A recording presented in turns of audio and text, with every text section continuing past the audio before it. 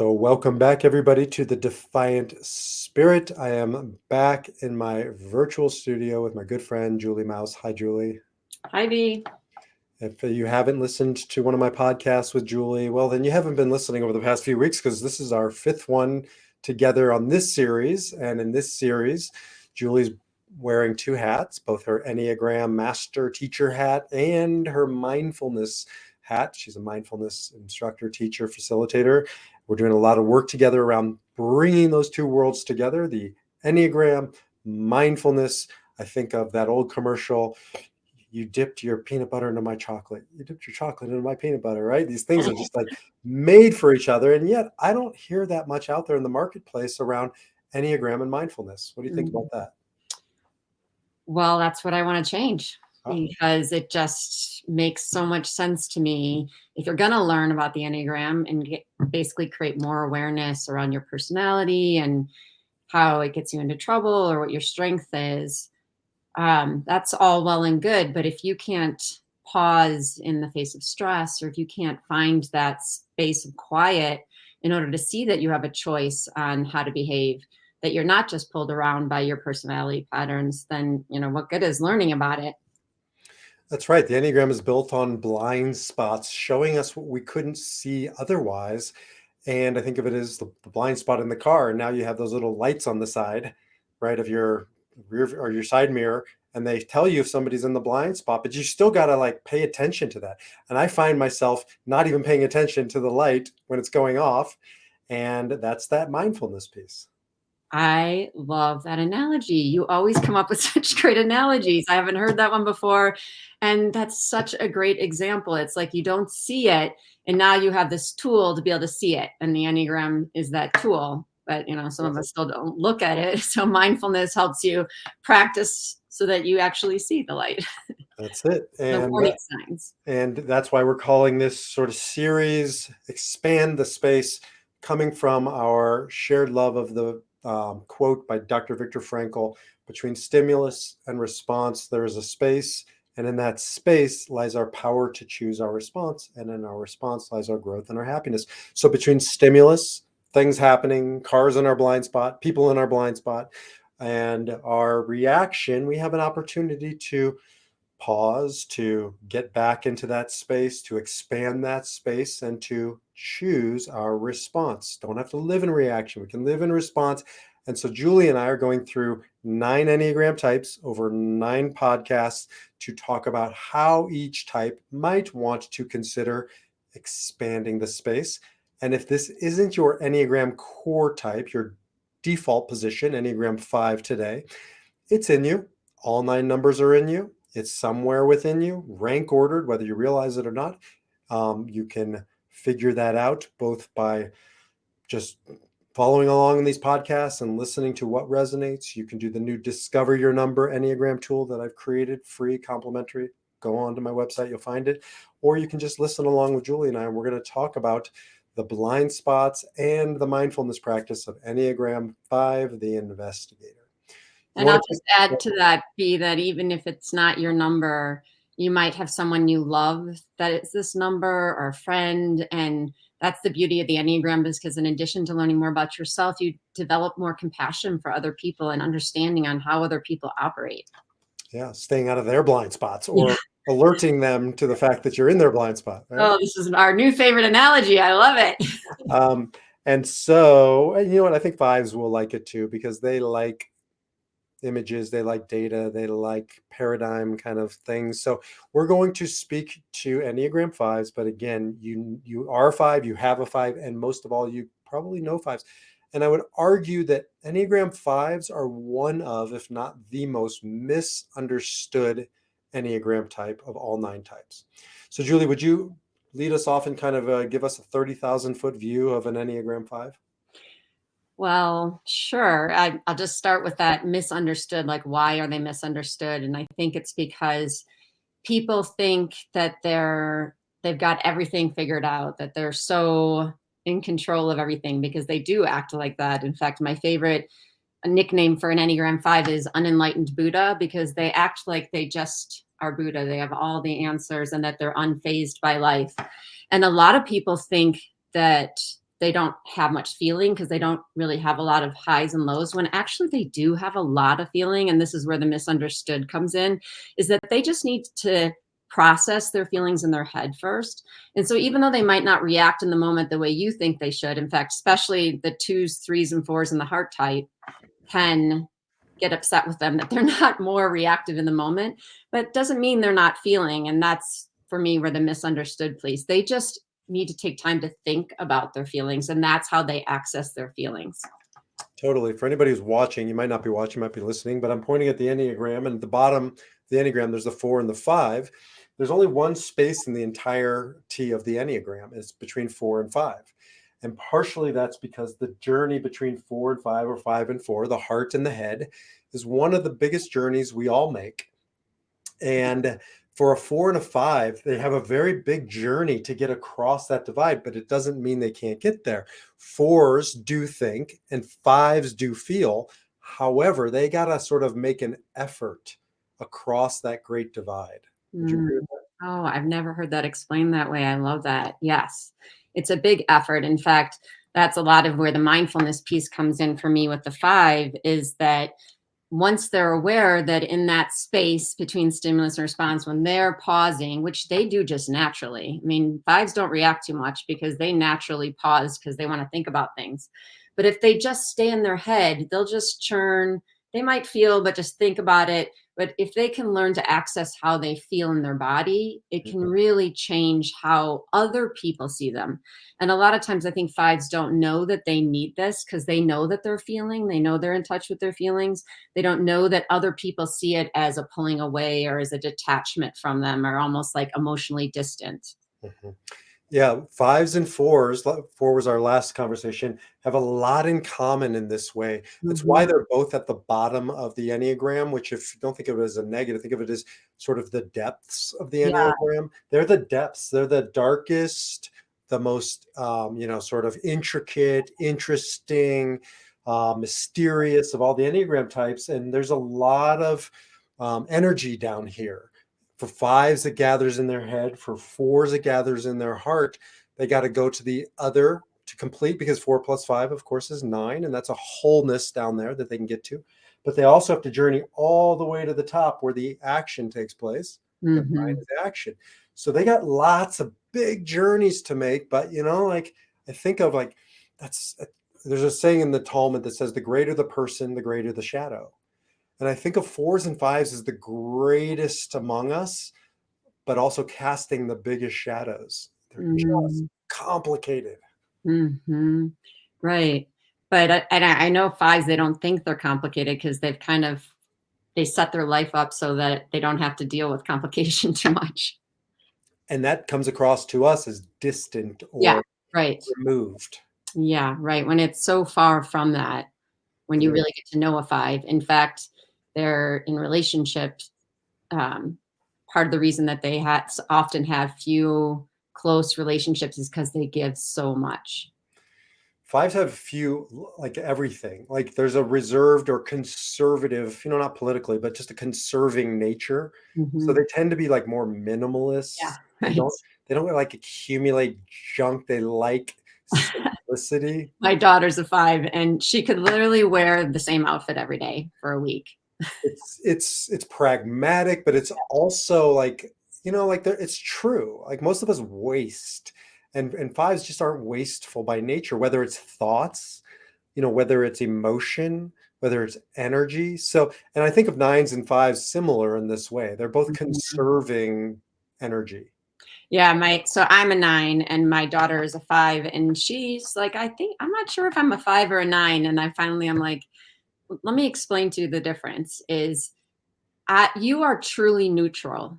You have this unbelievable ability to see see both sides of things, but in a neutral way. Mhm. Where I'm a 9 and I stay neutral, but because I don't want to create any conflict. It's not that I don't see. In fact, I kind of see what the right way to do go is, Right, but I'm afraid of the conflict. You have no fear of conflict.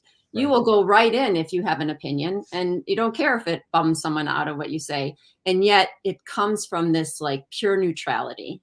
Right. And that's why if you're going to assign a type to a religion, which is sometimes simplistic, but I do think it's helpful.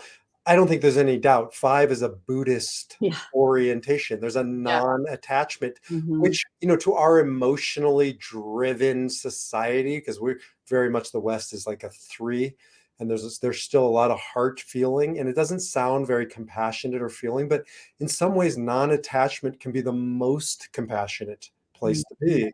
Not choosing sides, not over investing it with my own personal crap. Yeah, when you're around her, you feel this deep acceptance that you can be however you want. That's compassion. Like Mhm. there's a true, genuine compassion in this Buddha place. Now, if you're not Buddha, would you call it the unenlightened Buddha? Unenlightened Buddha, yeah. It is actually a detachment, Mhm. right? And that's not healthy. And fives need to stand guard against that wall. Yeah. I do think when they can notice that wall, or and so this is where the mindfulness practice is gonna come in, when they can notice this, like, contracting or pulling away, and all they have to do is kind of bring that feeling center of intelligence in, instead of pushing it away and staying in their head, and they go right back to that non-attachment.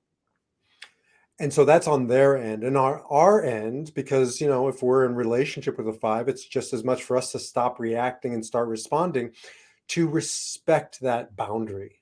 Because it's not a Mhm. wall on our side if it's clearly communicated and understood, and it's a boundary, and boundaries need to be respected. Yes, for sure. I've heard that sometimes, fives and twos in relationship have a lot to teach each other, Mhm, because the twos get really frustrated with the fives that they're not expressing emotion, instead of understanding that they just need to go to their little five cave and process first.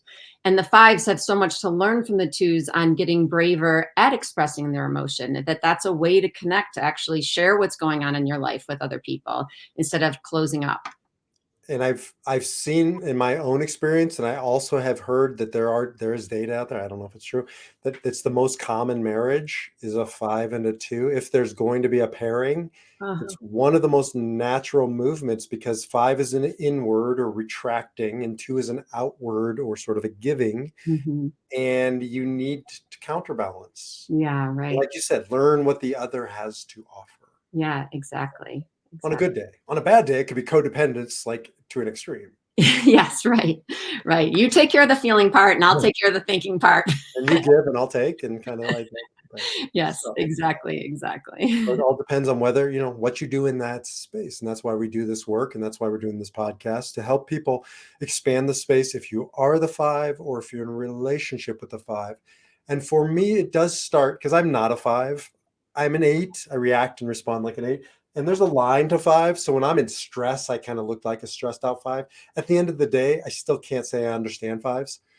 So I have to use the Enneagram as a roadmap for navigating my relationship with fives. And one of the things I've learned, because I have a couple fives in my life, is they are exhausted. I think it's the most exhausted type. Nines get exhausted too. Julie, you can comment on that. But fives really do feel depleted by the world, the messiness, the noise, the emotional chaos, the fast pace. I mean, I see this in corporate settings. If there are fives in a seven, Enneagram seven, which is sort of the fast paced environment, and lots of businesses are seven, if there are fives, they almost feel like they're in a foreign country because it's so fast and like people are like, give me an answer, give me an answer, give me an answer. If you want to stress a five out, demand now because they need processing time. Mhm. Yeah. And they can be so beneficial in that department. I'm just picturing that, right? Because they can be an example of grounding. They can almost affect people around them, just by their groundedness, if they don't get too um, reactive to being pushed to go faster than they want. And it's understandable that they're reactive because we really don't have a culture anymore with much of a place for them. There are still pockets like tech. You see like a disproportionate amount of tech people, in particular guys, because I think a lot of engineers, which tends towards that. But whether, regardless, that's a space still. I think there's a safe space in that. But outside of that, or even in the companies that I've worked with that are tech, the founders, the co-founders, the marketing people, they're sevens, and they get so frustrated with fives because there is a sort of a snail's pace sometimes. Hmm. And we live in a world where everything now is fast paced. Yeah, right. So here's what I love about the Enneagram. If you can go into a business and point out to those sevens how much the five has to offer, if you stop getting upset with them, give them time to think, because that's actually where the answer is going to come up with that you want them to bring to the company. Yeah. And companies fall apart without that because Hmm. I've been a part of actually multiple companies where there are too many sevens and eights, and it's like forward charge, but we don't have the supply chain, we don't have the technology, we don't have the capability. The five said it or didn't say it, Or didn't say it. and but they certainly knew it. They knew it. Yeah. And they weren't the most charismatic voice or the loudest voice or the demanding voice. And we left that part of us and our company and our world behind. Hmm. And that's a loss. Exactly. It's a loss. When people wake up and notice that we're different, maybe you pay more attention to what's missing in the organization. And what we'll talk about today with the mindfulness in fives is finding that space where instead of retreating and withdrawing, saying these people are crazy, they're too busy, they don't want to hear what I have to say. Finding where they can bring that voice out, because what they have to say actually the world needs so badly. I mean, without them, we wouldn't even be talking right now vis-a-vis Zoom, video conferencing, the internet. Like we need what they have to offer.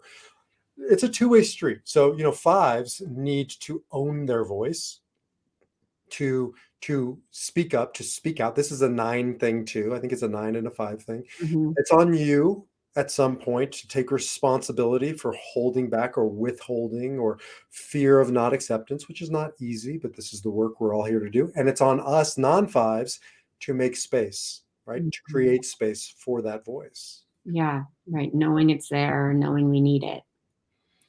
One practical thing I've seen that is important is, let's just take a board meeting. It could be a company, it could be a organization, a nonprofit. It could even be not a board meeting, but a family sort of a situation.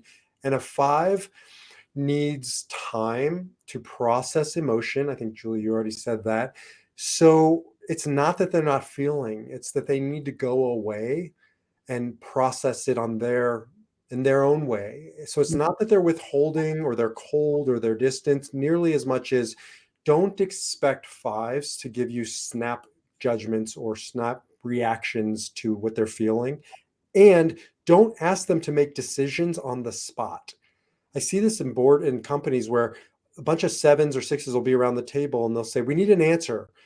And the fives can't do that. They need to sleep on it. They need to process in their time frame. Well, and there's such a great example to everybody, right? We all could use a pause. This is what mindfulness is all about, is the pause, right?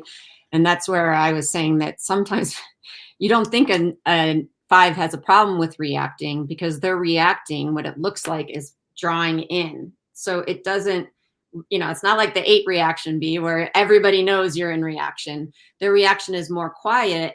And when they come into their head, they're almost able to process into a healthy response. But if they in that space where they're drawing in, if they just stay in their head and just think, that is their reaction, because then they don't access that feeling that they need in order to bring what they have to say out. So important. And thanks for making that connection, because anybody looking, not looking, I'm pointing at the Enneagram. Five has a line to eight, and two Mm, has a line to eight. And what I've noticed, because I'm not really naturally either of those, they're not in my whole type. So when I feel like a four, not a two. And when I think like a seven, not a five. But regardless, what I've seen in twos and fives, and it's been surprising to me, is the piss and vinegar of an eight. That intensity.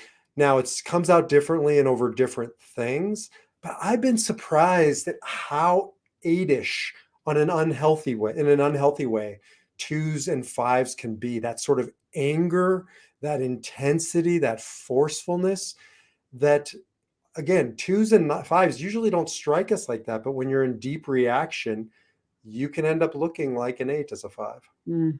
yeah. I mean, tends to be their line of security, right? When they go to eight. I just, that's funny. I normally think of the five in their eight and like tapping into that leadership side of eight, like the healthy side of eight. And when, a five comes out and stands in that space of leadership instead of withdrawing, they're really amazing leaders. Like people come to them for advice. Mhm.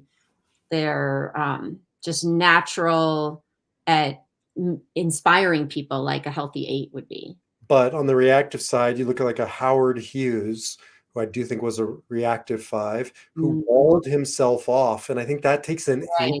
that takes an eight type of resistance Yeah, right. To to be able really to be do that. stubborn about your space and your privacy and And that slips into like then you build a moat and you put alligators in yeah, it the and you whole withdraw world's the drawbridge, right?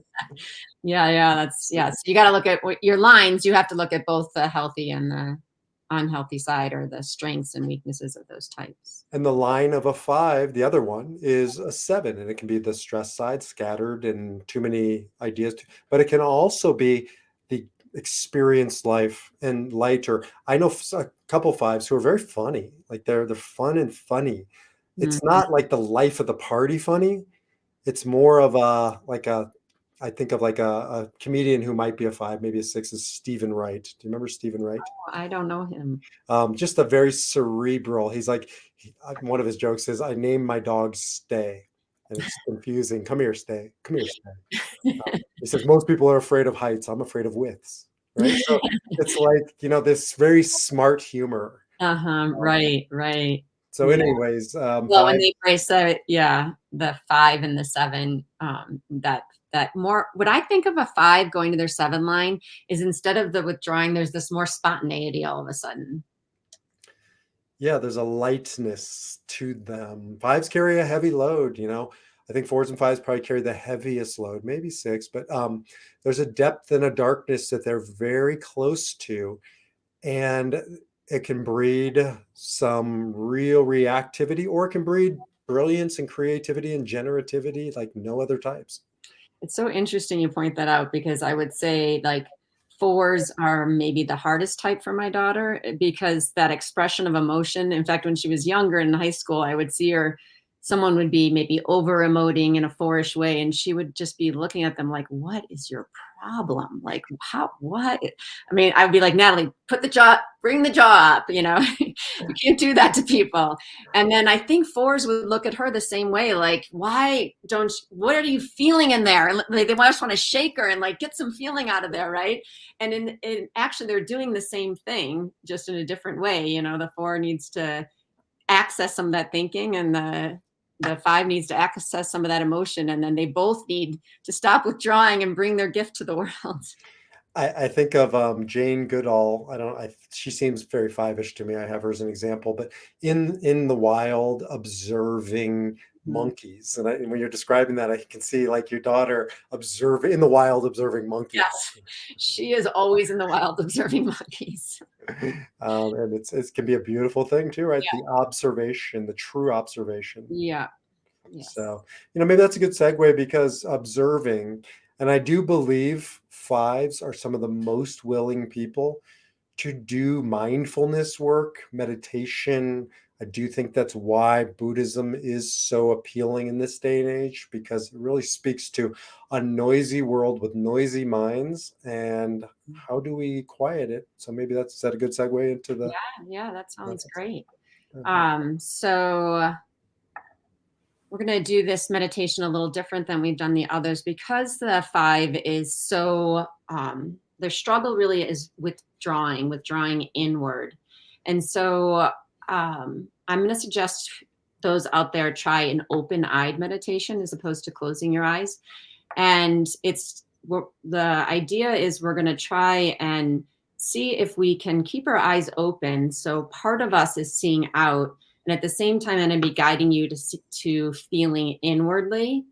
And in that way, you're actually practicing feeling inwardly, but also being out, not just being inward. Because I think I do this for myself as a nine because I'm a withdrawn type, that when I meditate with my eyes open, it almost forces me to have that energy that's going outward as opposed to just more of what I love, which is going inward.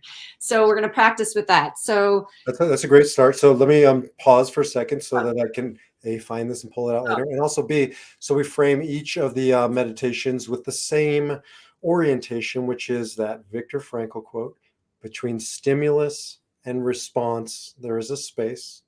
And in that space lies our power to choose our response. And in our response lies our growth and our happiness. This is Expand the Space mindfulness practice for Enneagram 5, the Investigator.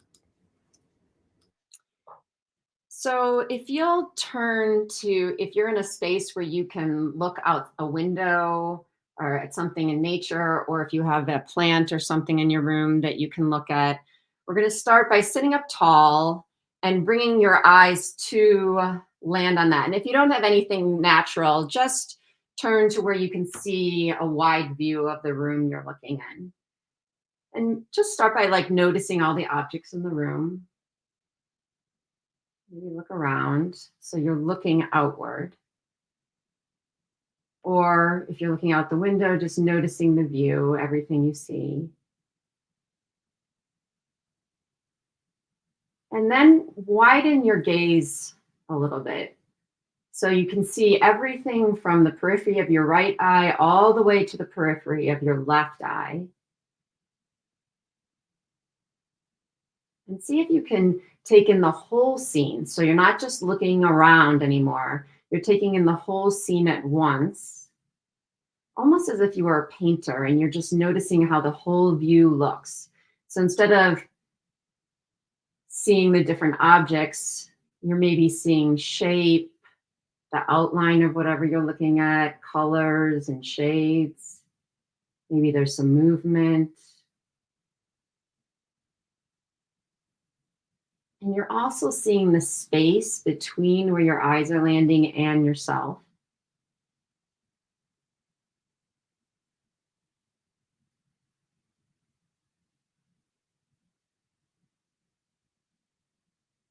And then as you're looking out in this view, your thoughts might come in to interrupt you. They might start describing what you're seeing, or a distraction in the room. Whatever you're distracted or you see yourself go to your mind, see if you could come back to just seeing with eyes of wholeness.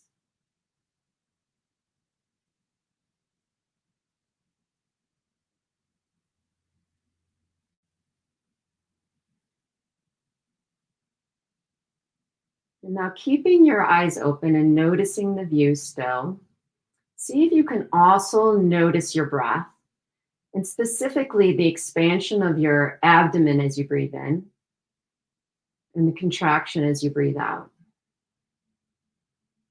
Breathing deep into your belly and releasing. And on your next inhale, when you get to the end of the inhale, take in just one extra sip. And then as you exhale, have a feeling of just letting go.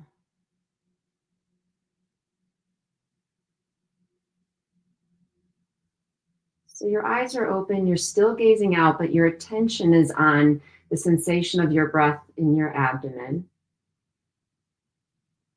And taking that extra sip on each inhale and the softening in the body as you exhale.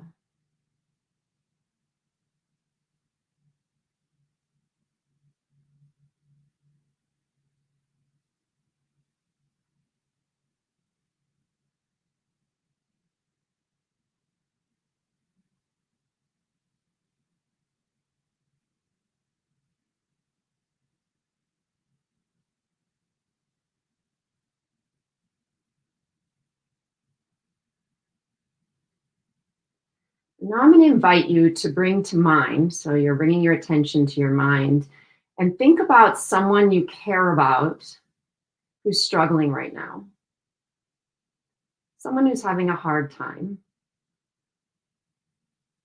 And usually, if you're a 5 doing this, you may immediately start to think about the thoughts about this person and what they might do, processing how you might help them or what's going on with them. And I invite you to bring your attention back to your abdomen, back to the center of your body, and see if you notice your feeling. What do you feel in your body emotionally about what's going on with this person? You may notice your thoughts coming in. Just notice when that happens and invite your attention back to the center of your body, maybe right around your diaphragm or your belly. Notice if there's any tightening. Sometimes the fives can feel a tightening in their center of their body. Not trying to change it, just noticing it.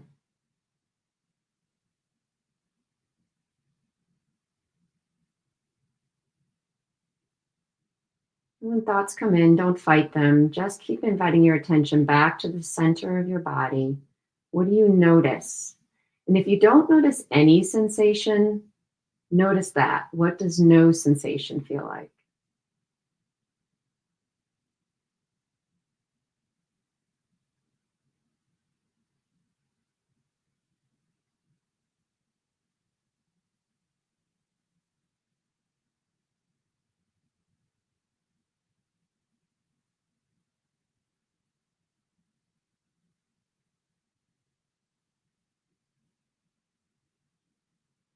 Now, I invite you to return to the breath practice we were doing. So, just breathing in, taking that extra sip on the inhale, feeling the sensation in your abdomen, and then that letting go or softening on the exhale. Still noticing the view in front of you, just the whole view, as your attention is drawn over and over back to your belly and the rise and fall as you breathe.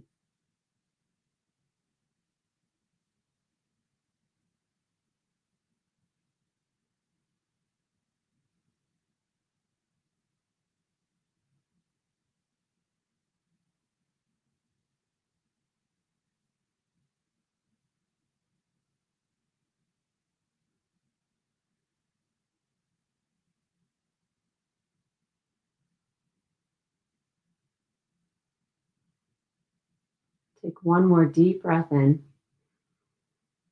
and a slow softening. Exhale, feeling the letting go in your body. And as you're ready, you can relax. Come on back to the podcast. And I'll just say a few things about why I chose that meditation for any of you fives who maybe want to revisit it. Um, Fives sometimes aren't aware of their withdrawing. So to practice bringing to mind something that maybe stresses you out and noticing how you go straight to your head to solve it, and see if you can come into your body as a practice. And when you start, you might not feel anything, but starting to feel your body's reaction is how you start getting in touch with your emotion and softening a little bit that withdrawal. And then if you do breath practices, that extra sip is just that fives can breathe really shallow because they're so up in their heads. And then really intentionally making it a deeper breath can be really helpful to access the emotion.